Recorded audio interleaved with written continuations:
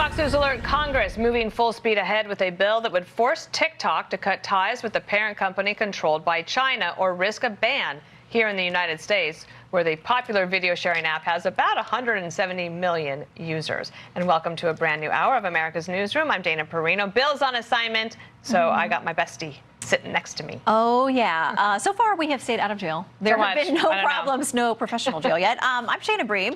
Lawmakers have been warning about the potential dangers of TikTok. We've been hearing about this for years. The company may have actually proved their point, sending an alert to users, urging them to call Congress and fight the bill. And boy, did they. TikTok's marching orders jamming lawmakers' phone lines on Capitol Hill. A stark preview of how maybe China can use the app as a weapon against America. A key House panel yesterday advancing the bill out of a committee in a rare, unanimous, bipartisan vote, 50 to zilch, setting it up for a full vote in the House next week. Senator Katie Britt last night pointing a finger at President Biden in her State of the Union rebuttal, warning that China must be stopped. We've become a nation in retreat, and the enemies of freedom, they see an opportunity. China is buying up our farmland, spying on our military installations, and spreading propaganda through the likes of TikTok. You see, the CCP knows that if it conquers the minds of our next generation, it conquers America. Congressman Mike Gallagher ahead with reaction. But first, senior congressional correspondent Chad Pergram is live on Capitol Hill after a short night. Hey, Chad. Shannon, good morning. TikTok proved its influence. The Chinese-backed platform urged people to phone Congress. People are opposed to a bill to restrict the use of TikTok in the U.S. Congressional offices said TikTok flooded the lines. Many calls came from middle schoolers and young people. TikTok, earlier in the day, when they sent out to their 170 million users, contact your members of Congress. But, we've been getting calls in our office, but we've been telling people that, look, this is not a ban. The bill forces TikTok to separate itself from the Chinese government. TikTok can continue to operate in the U.S. if its parent company, ByteDance, complies. A House committee voted 50-0 to send the bill to the floor. I don't support banning, and I don't think anyone on this committee does. This is a stunning scale, and that gives it access to the personal data of every single one.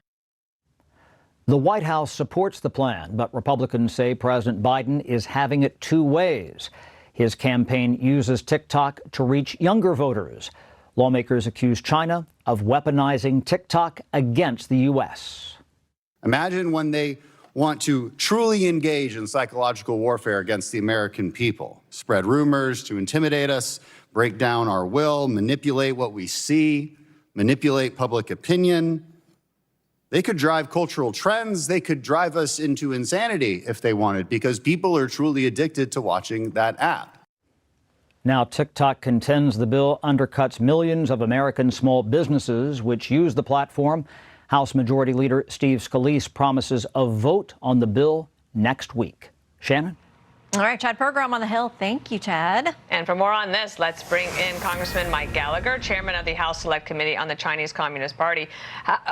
What would the bill do, and how did you get a 50-0 result? Well, it would force a separation. The core concern is the ownership structure. As long as TikTok is owned by ByteDance, and ByteDance is indisputably beholden to the Chinese Communist Party, the risk is that our foremost adversary controls the news in America, because most Americans under the age of 30 aren't just using this to promote weird dance videos, it's to get their news. So it would compel a divestiture. Think of it as a surgery designed to remove the tumor from the patient and thereby save it. So to all those small businesses who are concerned, they can continue to use the platform as long as we separate the platform from Chinese Communist Party control.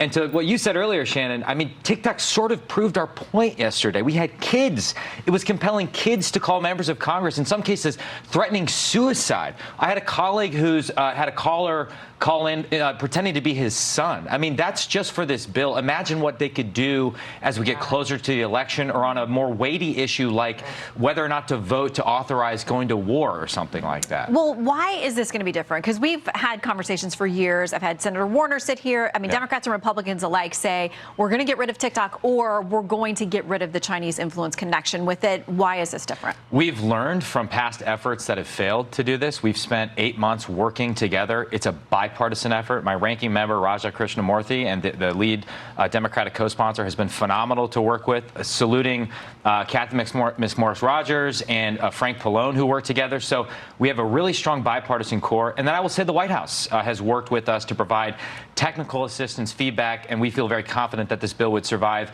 any legal challenge. Trump's efforts fell, victim to a legal buzzsaw. And so we've learned from that experience, and that's why I think we were successful in committee yesterday, and we hope to be successful on the House floor next week. But Congressman, what does the White House, run by President Biden, know that the Biden presidential campaign does not know? Because the campaign is very much on TikTok and wants to figure out a way to target those young voters. Exactly. I think it's fair to say there's a divide. Every single Biden national security official, from the director of national intelligence to the CIA director to the NSA director, has warned, to the FBI director, most recently in front of my committee, has warned that TikTok, under its present ownership structure, is a clear and present danger to national security. The campaign has a different view, and so I can't control the Biden campaign, but I can try and pass a bill into law. And luckily, the president's, at least Karine Jean-Pierre, signaled that the president would sign the bill. So let's do that. Let's get it done, and then the campaign won't be allowed to use it going forward. Unless they separate from ByteDance's ownership, and then both campaigns can use it. Right. And right now, it is banned from federal devices, correct? Yes. I mean, members of Congress, or staffers, if it's a phone, and a number of states are trying this as well. I mean, Montana, and I think of others that are trying to do something that is more akin to a ban or an age limit. But how much is this about parental involvement and their awareness of what you're alleging is actually going on with TikTok and the CCP? For me, it's primarily about foreign adversary control of a social media app. And if we solve that problem, we will then have to confront a second and more difficult problem, which is that the corrosive impact of all social media on kids. As a parent, that's a problem I'd like to solve before my daughters are older. They're 3 and 1 right now, but that's a whole separate thing. This bill is squarely focused on foreign adversary control, China, Russia, North Korea, and Iran, of a social media app that this influential. And then we can have a big old bruising debate about the other issue and its correlation with anxiety, suicide, depression, and things like that. So it's on the House floor next week, and then how quickly could this get to the president's desk? I mean, no one has ever accused the Senate of moving quickly, but I have had a lot of interest from senators. Certainly, you mentioned Senator Warner. He sees the threat clearly. Senator Haggerty, others want to take action. I can't handicap that. I'm a member of the People's House, not the House of Lords. But I hope that they'll take it up and move quickly, and I've had a lot of productive conversations with my Senate colleagues. Congratulations, 50-0. I mean, that doesn't happen. Bipartisan is exceedingly rare. And by the way, I would say your 3 and 1-year-olds are probably better at social media and screens than I am at this point. We look to them for guidance on this, but thank you very much for stopping in. Thank you. Good to see you.